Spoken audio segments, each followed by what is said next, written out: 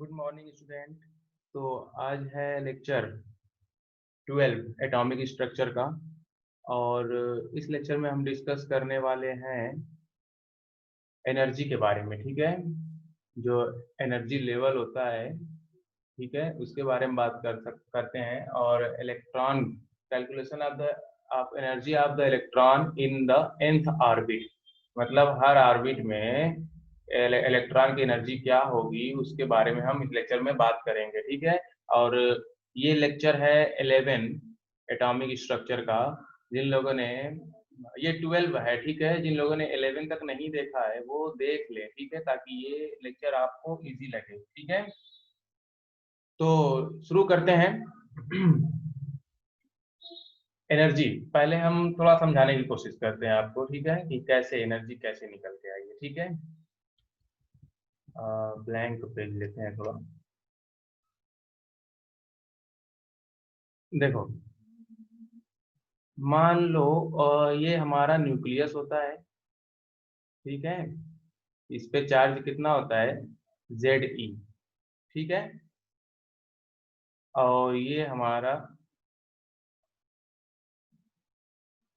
Orbit हो गया, orbit, ठीक है।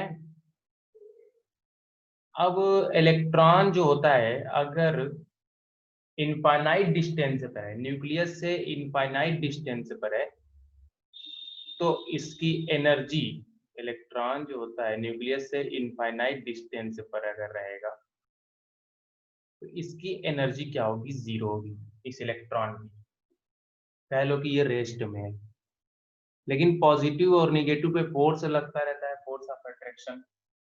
ठीक है, मान लो अट्रैक्शन फोर्स काम करना शुरू किया और ये इनफाइनाइट से यहाँ आने लगा।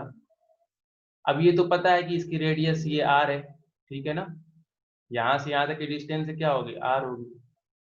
हर शेल के जो डिस्टेंस होती है वो क्या होती है, आर होती है, ठीक है। और हम रेडियस निकालना सीख चुके हैं, ठीक है ना।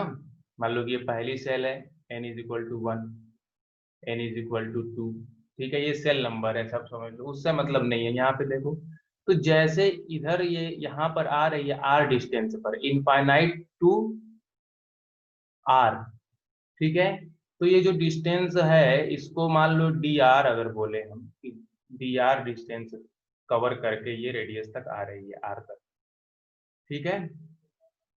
तब इस पे क्या हो जाएगी, पोटेंशियल एनर्जी जीरो से अगर चेंज होती है तो उसको हम क्या कहते हैं कि इस पे पोटेंशियल एनर्जी इसके पास हो जाएगी, इलेक्ट्रॉन के पास, ठीक है। अभी इसकी पोटेंशियल एनर्जी जीरो है, ठीक है, अगर ये और दूर जाएगा तो जीरो से मान लो बढ़ जाएगी, ठीक है, इंक्रीज जाएगी। जब इधर आ रहा है, ठीक है, तो जीरो से वैल्यू क्या होगी, कम होगी, क्योंकि फोर्स ऑफ अट्रैक्शन जब लग रहा है इनफाइनाइट से लेकर अगर इधर आ रहा है, एनर्जी रिलीज होगी इस इलेक्ट्रॉन की, ठीक है ना, मतलब एनर्जी कम होगी। इसलिए जैसे जैसे जाएंगे तो एनर्जी निगेटिव में जाएगी, ठीक है ना, मतलब इसकी एनर्जी मोर निगेटिव होगी, मोर निगेटिव, ठीक है ना। N1 मतलब पहली सेल की जो एनर्जी होगी मोर निगेटिव, तो मोर निगेटिव से इधर जाते जाते किधर, लेस निगेटिव की तरफ, लेस निगेटिव एनर्जी होती चली जाएगी, ठीक है ना। तो इसलिए एनर्जी क्या होती है, निगेटिव में होती है। अब इलेक्ट्रॉन जब यहाँ आ जाता है तो इसके पास एक तो पोटेंशियल एनर्जी हो गई, जिसकी बात अब करेंगे अभी। अब पोटेंशियल एनर्जी क्यों आ रही है, क्योंकि इस पे अट्रैक्शन लग रहा है, और अट्रैक्शन फोर्स को क्या बोल रहे हैं यहाँ पर, कोलम्बिक फोर्स। और coulombic force is equal to क्या होता है, के Q1 Q2/r²। तो ये हो जाएगा के Q1 मान लो ZE है और Q2 E है अपॉन r², ठीक है। इसको हम ऐसे लिख देते हैं के ZE² अपॉन r², ठीक है।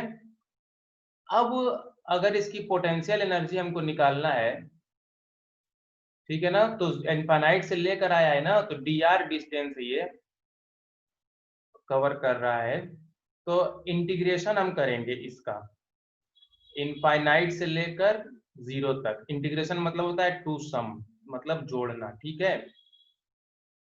तो ये मान लो कि डी आर डिस्टेंस, तो छोटी छोटी जो ये D R D R D R, ठीक है, अगर कवर करके आ रहा है तो उसके लिए इंटीग्रेशन अगर इनफाइनाइट से लेकर जीरो नहीं आर तक हम निकाल रहे हैं ना, इनफाइनाइट से लेकर कहाँ निकाल रहे हैं, आर तक, ठीक है, इंटीग्रेशन। तो ये हो जाएगा हमारा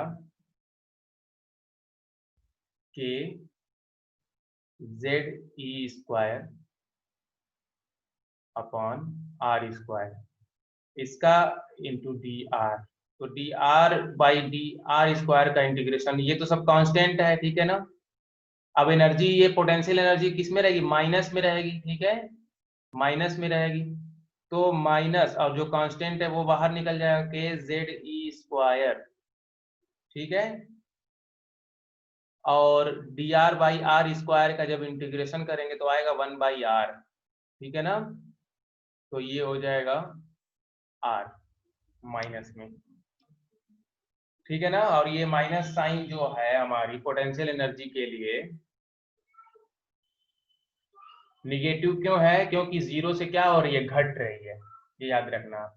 अब इसके पास एक और एनर्जी होगी, ये रिवॉल्व करेगा इसके इस ऑर्बिट के चारों तरफ, ठीक है ना। जब यहाँ पे आ जाएगा, फ्रिक्शन लगेगा, तो न्यूक्लियस में कोलैप्स तो करेगा नहीं वो, ठीक है, क्योंकि हर ऑर्बिट की एनर्जी फिक्स है, ना लॉस करेगा ना गेन करेगा एनर्जी। तो ये रिवॉल्व करेगा, और उसको किस वजह से करेगा, उसके पास काइनेटिक एनर्जी होगी, ठीक है ना। और काइनेटिक एनर्जी कितनी होती है, 1/2 mv²। और पोटेंशियल एनर्जी हमने निकाला अभी कितना, -k Z e square upon r. ये बस याद रखो आप, ये वैल्यू, इंटीग्रेशन वगैरह नहीं पूछेगा कि इंटीग्रेशन करके बताओ, ये वैल्यू याद रखो आप, -k Z e square upon r. ये हमारा पोटेंशियल एनर्जी हो गया और ये काइनेटिक एनर्जी हो गया, 1/2 mv², ठीक है ना। अब चलते हैं टॉपिक पे, मतलब स्टार्ट करते हैं। तो दो एनर्जी होती है, पोटेंशियल एनर्जी, काइनेटिक एनर्जी, दोनों एनर्जी बता दिए कि कैसे आई, ठीक है। अब इलेक्ट्रॉन के पास टोटल एनर्जी कितनी हो जाएगी, इन दोनों को ऐड कर देंगे, तो टोटल एनर्जी हो जाएगी potential energy plus kinetic energy, ये हमारी टोटल एनर्जी हो जाएगी। अब इसी से हम कैलकुलेट करते हैं, ठीक है। अब देखो यहाँ पर चलते हैं, देखो ये तो आपको पता है, centripetal force is equal to, मैंने बता रखा है, ठीक है, कोलम्बिक फोर्स। अब टोटल एनर्जी ऑफ इलेक्ट्रॉन क्या हो जाएगी, K E plus E, kinetic energy plus potential energy. Kinetic energy 1/2 mv² होता है, और potential energy -k Ze² upon R, ठीक है। तो यहाँ पर ये पोटेंशियल एनर्जी हो गई। और यहाँ पर अगर हम mv² की वैल्यू अगर देखें यहाँ से, ये r से तो r ये कैंसिल हो जाएगा, तो आएगी k Ze² upon r, k Ze² upon r. तो हमारे पास काइनेटिक एनर्जी कितनी हो गई है, k Ze² अपॉन 2r, ये काइनेटिक एनर्जी है, ठीक है ना, याद रखना। और पोटेंशियल एनर्जी कितनी है, -k Ze² अपॉन आर। देखो पोटेंशियल एनर्जी का हाफ है, ठीक है ना, काइनेटिक एनर्जी, मतलब काइनेटिक एनर्जी का डबल क्या होगा, पोटेंशियल एनर्जी होगा, ठीक है ना। तो अब देखते हैं हम, थोड़ा सा अभी बात करते हैं यहाँ पर टोटल एनर्जी कैसे कैलकुलेट कर लेंगे। ये हाफ है, ये 1 है, ठीक है ना। तो 1 में से हाफ माइनस कर देंगे तो कितना आ जाएगा, -1 है ना ये, तो -12। तो k Ze² अपॉन आर 1/2, समझ में आ गया ये इक्वेशन 2 हो गई। अब इसमें रेडियस है, ठीक है, r की वैल्यू क्या होती है, ये पता है आपको, पहले से कैलकुलेट करके आए हैं, ठीक है। अब इसमें r की वैल्यू अगर रखेंगे तो टोटल एनर्जी निकल कर आएगी, ये डेरिवेशन करने पर आया है, ठीक है, डिराइव कर दी है टोटल एनर्जी यहाँ पर। अब इसमें अगर सभी कांस्टेंट की वैल्यू पुट कर देंगे, ठीक है ना। पहले तो ये हो जाएगा पाई स्क्वायर हो जाएगा, ये तो पाई स्क्वायर है, ठीक है। जेड स्क्वायर हो जाएगा, यहाँ पर दिख रहा है। इलेक्ट्रॉन कितने, मतलब ये है चार्ज, ई टू पावर 4 हो जाएगा, के स्क्वायर हो जाएगा, ठीक है, और n square upon h square, ठीक है ना। ये टू से टू टू टू क्या हो जाएगा 4, तो ये हमारी टोटल एनर्जी निकल गई, ये आप याद रखो, ठीक है। मान लो डिराइव करना आपको तो पता ही है, या ये तो आ ही जाएगा, ठीक है ना। अब इसमें सभी कांस्टेंट की वैल्यू अगर रख दें, जैसा कि हमने पिछले लेक्चर में बताया, कांस्टेंट ये सब, ठीक है, इन सब कांस्टेंट की वैल्यू रख दें अगर, तो आ जाएगा -13.6, ठीक है, Z square upon n square. ये क्या है, वेरिएबल है, इलेक्ट्रॉन वोल्ट पर एटम। अब इलेक्ट्रॉन वोल्ट से जूल में तो आपको कन्वर्ट आता है, ठीक है, करना, चार्ज से क्या कर देंगे, मल्टीप्लाई कर देंगे इलेक्ट्रॉन के चार्ज से, वो जूल में हो जाएगा। तो आता है यहाँ पर कन्वर्ट करने के बाद 2.18 10 टू पावर -18, ठीक है, Z square upon n square joule per atom. अब पर मोल क्या होगा, एक मोल से मल्टीप्लाई कर देंगे, किलो जूल क्या होगा, जूल से किलो जूल में 1000 से डिवाइड कर देंगे, किलो जूल में, ठीक है। ये कन्वर्जन आपको आना चाहिए अगर क्वेश्चन में दिया रहता है तो।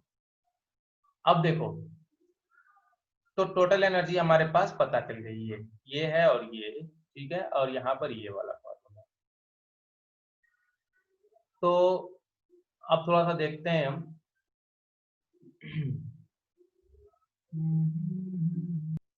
तो आपको ये क्लियर हुआ ना, कैसे कैसे आया। ये भी चीज आपको क्लियर हो गई कि काइनेटिक एनर्जी जो होती है पोटेंशियल एनर्जी का क्या होती है, हाफ होती है, ठीक है। और पोटेंशियल एनर्जी काइनेटिक एनर्जी क्या होगी, डबल होगी। मतलब अगर ऐसे अगर बोला जाए, potential energy is equal to kinetic energy, ठीक है ना, टू काइनेटिक एनर्जी, यह हमारी पोटेंशियल एनर्जी है।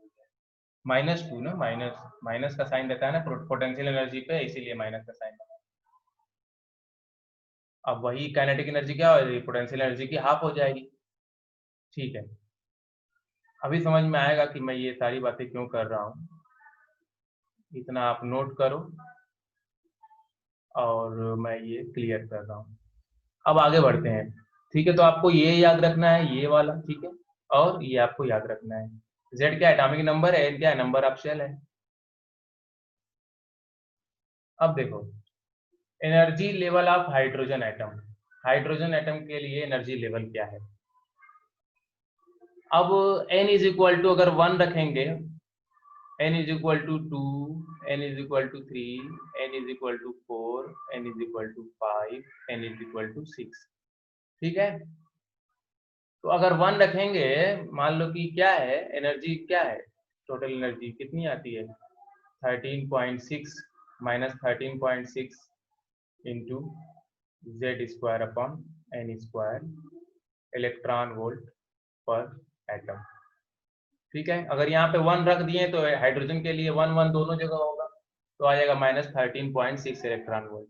अगर सेकेंड ऑर्बिट के लिए निकालेंगे हम, यहाँ पे 2 रख देंगे तो ये आएगा इतना -3.4, और ये आएगा 1.51 इलेक्ट्रॉन माइनस 0.85, ठीक है। तो ये एनर्जी आ रही है। अब देखो, एनर्जी डिफरेंस, जो एनर्जी डिफरेंस होता है क्या आएगा, E2 minus E1, E2 minus E1, N2 minus N1, En2 minus En1, En2 minus En1। N2 क्या होता है, हायर एनर्जी लेवल, और N1 क्या होता है, लोअर एनर्जी लेवल, ठीक है। अब हायर एनर्जी लेवल और लोअर एनर्जी लेवल, एक चीज मैं आपको बता दूं कि अगर मान लो कि न्यूक्लियस है, ये सिंगल इलेक्ट्रॉन के लिए एप्लीकेबल है, ठीक है ना, बोहर का मॉडल क्यों बता रहा हूं मैं आपको, जान जाओ भी, ठीक है। अगर मल्टी इलेक्ट्रॉन रहेगा, मान लो कि मल्टी इलेक्ट्रॉन रहेगा, तो इस इलेक्ट्रॉन पे फोर्स रिपल्सन हो जाएगा, ठीक है। और ये मॉडल किस पे है, अट्रैक्शन फोर्स पे है, ठीक है ना, अट्रैक्शन फोर्स पे जंक्शन था, इसीलिए सिर्फ एक इलेक्ट्रॉन स्पेसिस के लिए है ये, ठीक है। अब ये जो होता है ground state, stationary state, stationary state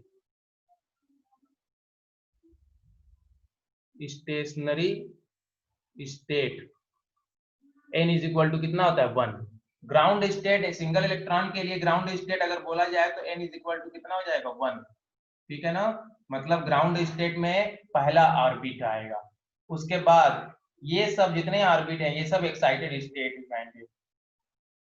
ये फर्स्ट एक्साइटेड स्टेट, ठीक है, ये सेकेंड एक्साइटेड स्टेट, ये वाला थर्ड एक्साइटेड स्टेट, ये वाला फोर्थ एक्साइटेड स्टेट। तो अगर हाइड्रोजन एटम के लिए फर्स्ट एक्साइटेड स्टेट की बात किया जाए तो n इज इक्वल टू 2, ठीक है, n is equal to 3 third second excited state के लिए, ठीक है। चलो मैं एक बार फिर से ये बताता हूँ आपको, तो डर्टी लग रहा होगा आपको। देखो तो ये एनर्जी डिफरेंस निकाल के आया है ना, यहाँ पर E2 minus E1, E3 minus E2, E4 minus E3। देखो ये सारी वैल्यू याद रहेगी ना, तो आपको न्यूमेरिकल सॉल्व करने में टाइम कम लगेगा। वैसे तो एनर्जी डिफरेंस निकाल लोगे आप फार्मूले से, लेकिन आप याद रख लो सिंगल इलेक्ट्रॉन के लिए एनर्जी डिफरेंस है, हाइड्रोजन एटम के लिए ये है, ठीक है। अब मैं जो बात कर रहा था आपसे अभी,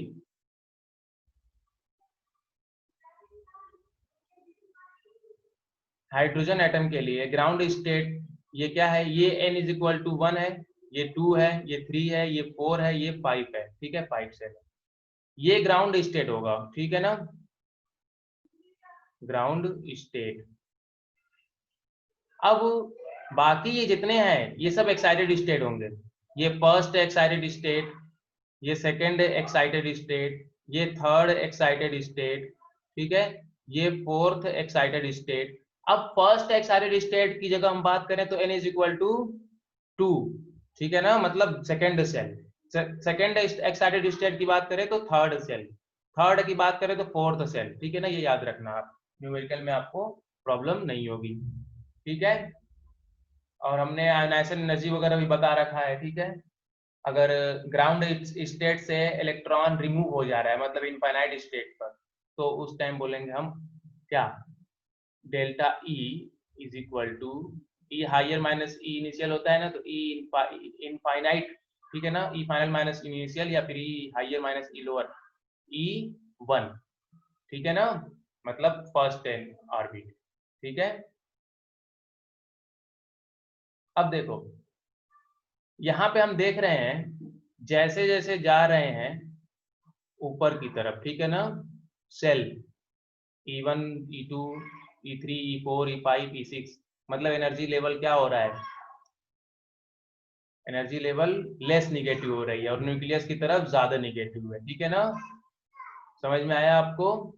निगेटिव क्यों साइन है, निगेटिव का मतलब ये है कि जीरो से हम माने हैं, अट्रैक्शन हो रहा है, ठीक है ना, अट्रैक्शन हो रहा है, इसलिए इसका निगेटिव का मतलब ये है कि इनफाइनाइट पे क्या था, जीरो था, अब जीरो से जब आएगा तो एनर्जी उसमें से रिलीज होगी, ठीक है ना, एनर्जी जब रिलीज होगी तो एनर्जी कम होगी उसकी, तो जीरो से निगेटिव में होता चला जाता है, ठीक है।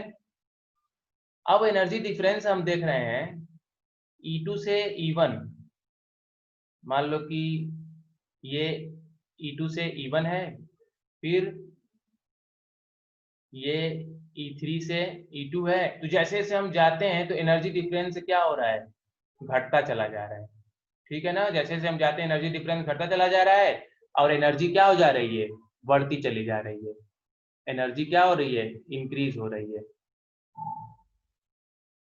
इलेक्ट्रॉन की, ठीक है ना, और एनर्जी डिफरेंस क्या हो रहा है, डिक्रीज हो रहा है, ये याद रखना आप। अब आगे बढ़ते हैं थोड़ा,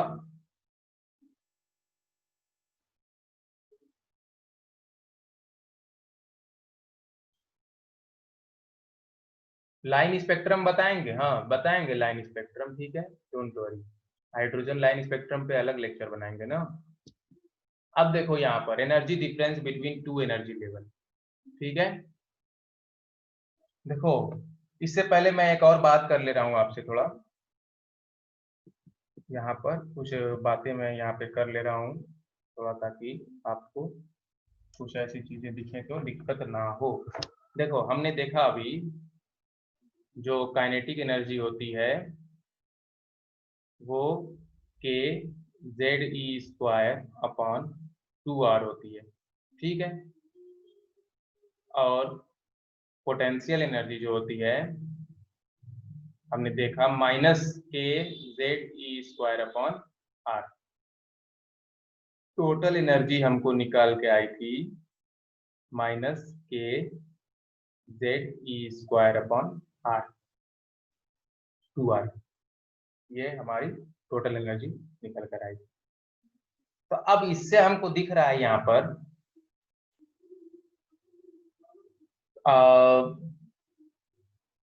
काइनेटिक एनर्जी जो होती है, हम कह सकते हैं अगर काइनेटिक एनर्जी दी रहे हमको, तो उस एनर्जी को देखो वैल्यू सेम है ना, उस एनर्जी को हम माइनस कर देंगे तो वो टोटल एनर्जी निकल जाएगी।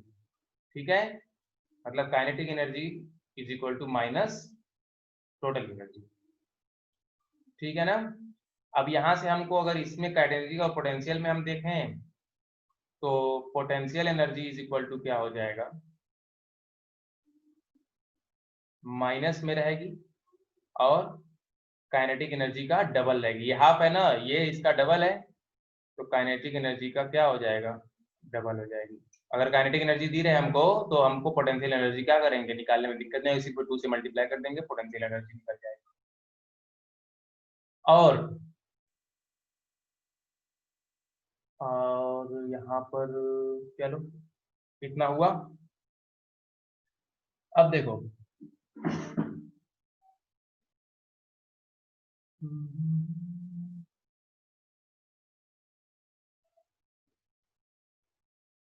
और यहाँ पर पोटेंशियल एनर्जी ये भी देख ले हम, potential energy is equal to 2 into total energy होगा। ठीक है ना, क्योंकि ऑलरेडी ये माइनस में है टोटल एनर्जी, तो माइनस में पोटेंशियल एनर्जी रहेगा तो प्लस हो जाएगा, वो टोटल एनर्जी का क्या कर देंगे हम, 2 से मल्टीप्लाई कर देंगे तो वो हमको पोटेंशियल एनर्जी निकल जाएगा। और टोटल एनर्जी क्या होती है, माइनस में है। ठीक है ना, तो ये ऑलरेडी माइनस में आ जाएगा पोटेंशियल एनर्जी, जब 2 से मल्टीप्लाई कर देंगे तो। ये चीज आप याद रखना। ठीक है ना, आपको क्वेश्चन में ये बहुत इंपॉर्टेंट चीज है, आपको क्वेश्चन में काम देगा ये। पोटेंशियल एनर्जी क्या होती है, -2 into kinetic energy, potential energy 2 into total energy, kinetic energy minus total energy. ठीक है ना। अब देखो यहाँ पर ये आर रेडियस, ठीक है ना, तो यहाँ हम कह सकते हैं kinetic energy is directly proportional to 1/r। जैसे जैसे रेडियस बढ़ेगी वैसे वैसे काइनेटिक एनर्जी क्या होगी, अगर रेडियस हम बढ़ा रहे हैं, इंक्रीज कर रहे हैं, तो काइनेटिक एनर्जी क्या होगी, डिक्रीज होगी। ठीक है ना। यहाँ पे देखो potential energy is directly inversely proportional to 1 - 1/r, minus में है, इसलिए अगर हम रेडियस बढ़ाते हैं, ठीक है ना, तो ये वैल्यू क्या होगी, और कम आएगी, तो माइनस में जब और कम होगी तो पोटेंशियल एनर्जी क्या होगी, बढ़ेगी, उसको बोलेंगे हम पोटेंशियल एनर्जी क्या हो रही है, इंक्रीज होगी।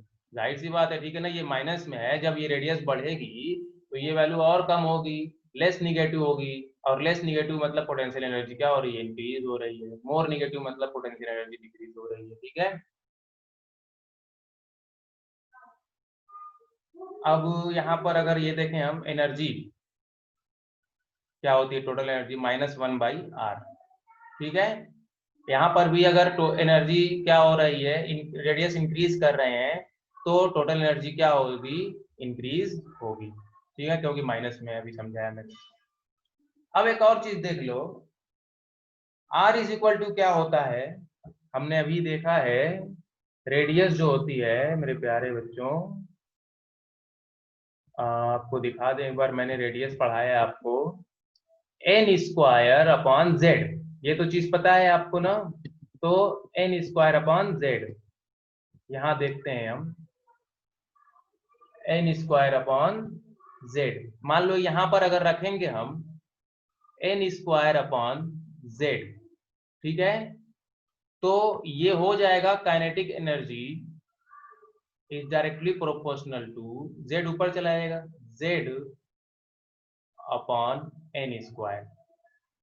ठीक है ना।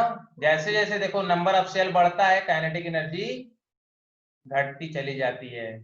वही चीज है, जैसे जैसे रेडियस बढ़ रहा है काइनेटिक एनर्जी घट रही है, तो रेडियस बढ़ रहा है, नंबर ऑफ सेल बढ़ रहा है, और अगर एटॉमिक नंबर बढ़ेगा Z की वैल्यू तो काइनेटिक एनर्जी बढ़ेगी, क्योंकि फोर्स ऑफ अट्रैक्शन जैसे लगेगा तो उसमें काइनेटिक एनर्जी इलेक्ट्रॉन में बढ़ जाएगी। ये चीज समझ में आ गया ना?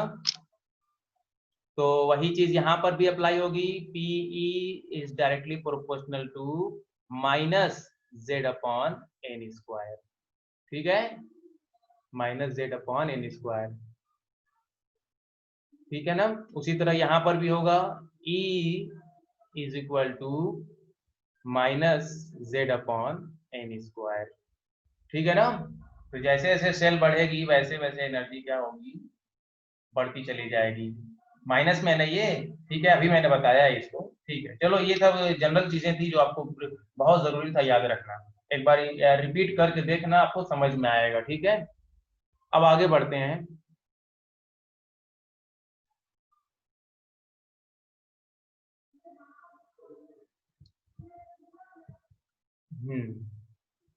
Energy between two, energy difference between two energy level, इसमें हम रिडबर्ग फार्मूले के बारे में भी बताएंगे आपको। देखो टू एनर्जी लेवल के बीच में क्या होता है एनर्जी डिफरेंस। मान लो कि डेल्टा ई, ठीक है ना, एनर्जी डिफरेंस होता है, ठीक है, मतलब En2 माइनस En1, ये आपको पता है, ठीक है। क्या होगा, ई फाइनल माइनस ई इनिशियल, यहाँ पे फाइनल क्या होता है, हायर एनर्जी लेवल, मतलब मैं बता दूं आपको, N2 मतलब हायर एनर्जी लेवल, ठीक है, और N1 मतलब लोअर, ठीक है ना। मतलब N2 से N1 पर आ रहा है, मतलब कि हायर से लोअर पर आ रहा है, मतलब 3 से 2 पर आएगा, 4 से 3 पर आएगा, या फिर 4 से 2 पर आएगा। देखो अब यहाँ पर एनर्जी क्या होता है, -13.6 into Z square upon n square, ठीक है, N2 है तो N2 स्क्वायर, फिर यहाँ पे -13.6 into Z square upon N2 n square N1 square, ठीक है ना, N1 स्क्वायर। अब इसमें हम क्या करेंगे, -13.6 से क्या होगा, कॉमन ले लेंगे, ठीक है, और ये जेड स्क्वायर भी कॉमन हो जाएगा, और ब्रैकेट में हो जाएगा 1 upon N2 square minus 1 upon N1 square. तो इस फार्मूले से हम एनर्जी डिफरेंस पता कर लेंगे, ठीक है ना, एनर्जी डिफरेंस हम पता कर लेंगे इस फार्मूले से, ठीक है ना। अब देखो हमको, देखो आप घबराओ मत, तो मैं आपको हाइड्रोजन जो स्पेक्ट्रम है, हाइड्रोजन लाइन स्पेक्ट्रम, वो बहुत अच्छे से बताने वाला हूँ, ठीक है, इसलिए उस पर अलग लेक्चर में बनाऊंगा। और यहाँ पर हमको मिल गया ये फार्मूला, ठीक है। अब इस फार्मूले में थोड़ा चेंजिंग करते हैं हम, जिससे हम लैम्डा कैलकुलेट कर सकें, इमीडिएट फोटॉन, ठीक है ना। मान लो कि फोर्थ है एनर्जी लेवल, मान लो अभी ये तो आपको बताया है मैंने, ठीक है, शुरू से देख रहे हो तो सब समझ में आएगा। यहाँ से इलेक्ट्रॉन अगर यहाँ पे जाएगा तो एनर्जी एब्जॉर्ब करेगा, ठीक है ना। अगर यहाँ से हायर से लोअर पे आता है तो यहाँ से एनर्जी क्या करेगा, रिलीज करेगा, ठीक है ना। अब वो रिलीज जो एनर्जी हो रही है उसका फोटान, उस फोटान का वेवलेंथ क्या है, उसके लिए हम इसमें थोड़ा सा चेंजिंग करने वाले हैं इस फॉर्मूले, ठीक है। इसको फिर से मैं लिखता हूँ, फिर उसके बाद बताता हूँ मैं आपको कैसे चेंजिंग होगी। देखो हमने देखा अभी कि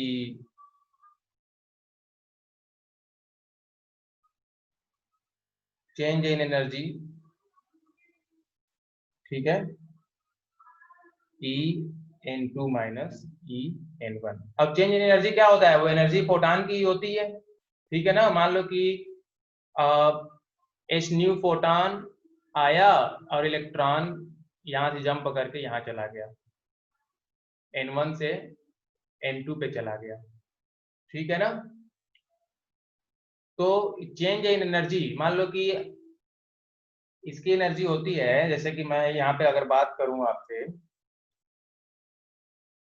इसकी एनर्जी कितनी होती है फर्स्ट ऑर्बिट की, -13.6, सेकेंड की कितनी होती है -3.4 इलेक्ट्रॉन वोल्ट, ठीक है ना। अब ये एक्साइटेड होगा तो यहाँ पे जाएगा, डी एक्साइटेड होगा तो यहाँ से यहाँ पर आएगा, इलेक्ट्रॉन यहाँ से यहाँ पर जाएगा तो एक्साइटेड होगा, और यहाँ से यहाँ आएगा तो डी एक्साइटेड हो जाएगा, ठीक है। तो यहाँ से हम देख रहे हैं कि जो डिफरेंस एनर्जी का रहेगा वही एनर्जी आप इमीडिएट फोटॉन या फिर एनर्जी आप एब्जॉर्ब फोटॉन रहेगी। मान लो कि यहाँ से एच न्यू एनर्जी एब्जॉर्ब हो रही है, ठीक है, तो इसमें इसका डिफरेंस कितना आता है 10.2 इलेक्ट्रॉन वोल्ट, ठीक है ना। अब 10.2 इलेक्ट्रॉन वोल्ट अगर एनर्जी एब्जॉर्ब करेगा वो, तो वो एक्साइटेड हो जाएगा और चला जाएगा सेकेंड में, इसके बराबर एनर्जी हो जाएगी, ठीक है ना।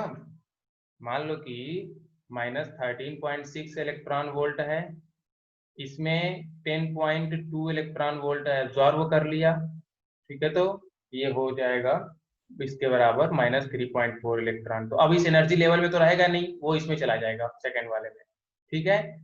उसी तरह अगर सेकेंड में जाएगा तो वो पल भर के लिए वहां रहेगा, वो तुरंत यहाँ पर आएगा, डी एक्साइटेड होगा तो, ठीक है, डी एक्साइटेड होगा तो यह एनर्जी वो रिलीज कर देगा जो गेन किया रहेगा, इतना गेन किया है एनर्जी रिलीज कर दिया, ठीक है। अब एनर्जी कहाँ से मिल रही है, एनर्जी ऑफ फोटॉन से मिल रही है, वही चेंज ऑफ एनर्जी है, तो हम यहीं पे लिख सकते हैं एनर्जी ऑफ फोटॉन, ठीक है।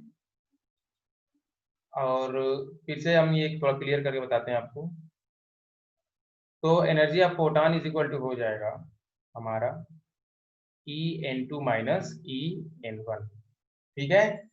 तो ये होता है hc/λ इज इक्वल टू -13.6, ठीक है,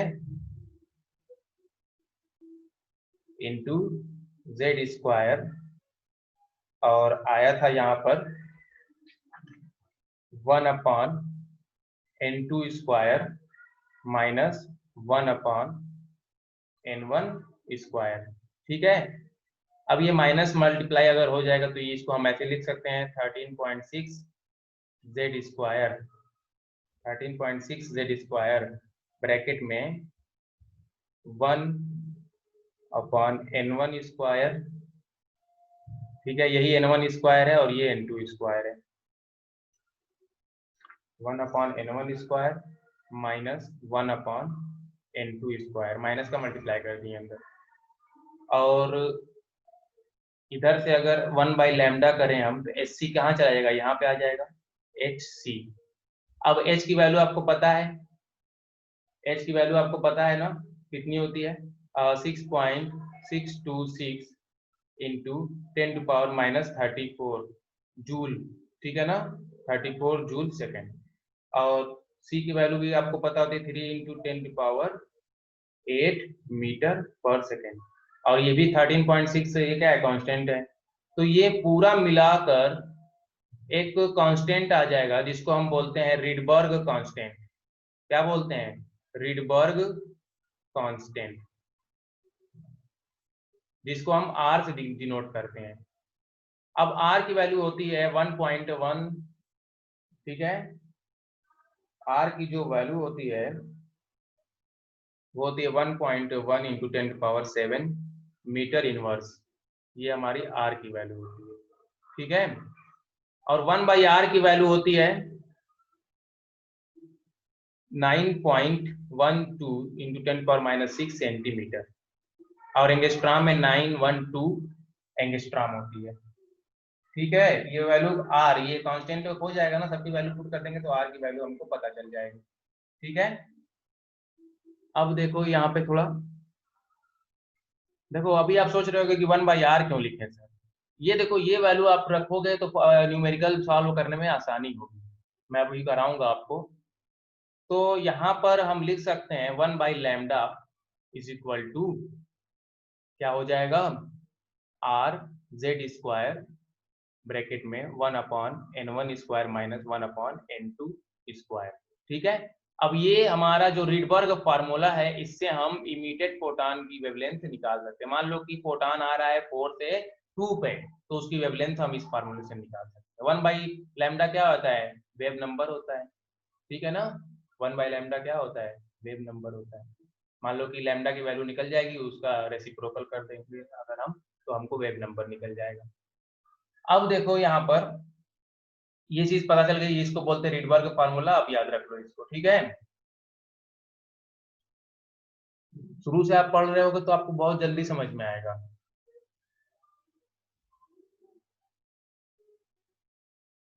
अब आगे थोड़ा बढ़ते हैं हम।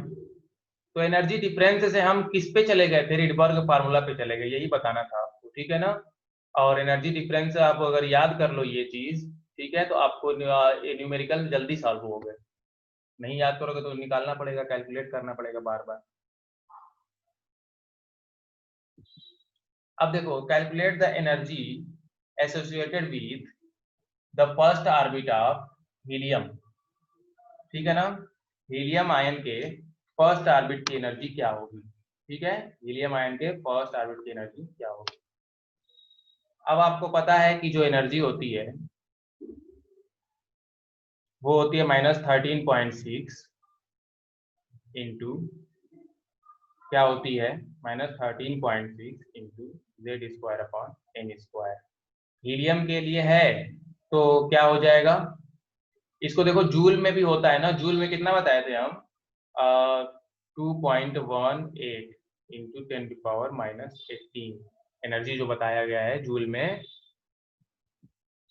यहाँ देखो 2.18 इंटू 10⁻⁻18 जूल पर एटम, ठीक है। तो जूल में, इलेक्ट्रॉन वोल्ट में, किसी में भी आप कैलकुलेट कर सकते हो। तो देखो यहाँ पर, तो ये Z की जगह क्या हो जाएगा, हीलियम के लिए 2 हो जाएगा Z की जगह, और फर्स्ट ऑर्बिट है तो N की जगह 1 हो जाएगा, ठीक है ना। तो इससे हमको एनर्जी कैलकुलेट कर लेंगे हम। अब radius, what is the radius of this orbit, first orbit की रेडियस क्या होती है हीलियम के लिए, R इज इक्वल टू क्या हो जाएगा, A0, बताया था ना हमने, N²/Z, ठीक है। हीलियम के लिए क्या हो जाएगा, A0/2 हो जाएगा फर्स्ट ऑर्बिट के लिए। क्लियर है आपको, A0 की जगह हम क्या लिखते हैं, 0.529 एंगस्ट्रॉम में, ठीक है। अब अगला क्वेश्चन ये करते हैं रीडबर्ग फार्मूले पे, यही लास्ट क्वेश्चन, उसके बाद लेक्चर ओवर हो जाएगा।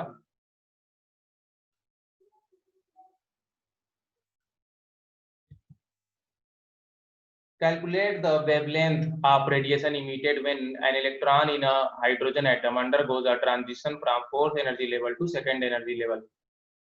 अब पूछ रहा है कि in which part of electromagnetic spectrum does this line lie. अगर आप हाइड्रोजन लाइन स्पेक्ट्रम पढ़ लोगे तो बता दोगे फट से ये विजिबल रीजन में है, ठीक है ना, क्योंकि सेकंड पे जो भी लाइन आती है वो क्या आती है, विजिबल रीजन में। अब देखो हमको फार्मूला पता है, 1/λ is equal to RZ² upon 1/N1² minus 1/N2², ये फार्मूला हमको पता है। अब N1 लोअर एनर्जी लेवल होता है, N2 क्या होता है, हायर एनर्जी लेवल होता है, ठीक है। तो यहाँ पर हो जाएगा हमारा R, ठीक है, और 1/R की वैल्यू एंगस्ट्रॉम में कितनी होती है, 912 एंगस्ट्रॉम, ठीक है ना। अब यहाँ पर हम अगर देखें तो Z की वैल्यू कितनी हो जाएगी, हाइड्रोजन के लिए 1 हो जाएगी, तो Z खत्म हो गया समझ लो। अब ये हो जाएगा 1/2² माइनस 1/4², ठीक है, क्योंकि लोअर N1 क्या है, 2 है, और हाइयर एनर्जी का है 4 है, 2 पर आ रहा है।